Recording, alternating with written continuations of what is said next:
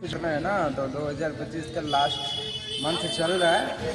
जो भी अचीव करना है कर लो फटाफट, और जिसको जो भी करना है कुछ भी करना है भाई कर लो, क्योंकि इथोपिया और इंडोनेशिया में वॉल कैनो तो वो भाई अपना दिखा ही रहा है। और अब पता नहीं यार 2026 में कोई बचेगा या नहीं बचेगा वो तो मुझे नहीं पता। तो जिसको भी जिसके साथ जो भी करना है या फिर जिसको कुछ अचीव करना है भाई, समझ रहे हो ना, तो कर लो। ये लास्ट मंथ है, इसके बाद पता नहीं भाई कोई बचेगा या ना बचेगा। ठीक है, गुड लक और बाय बाय 2025।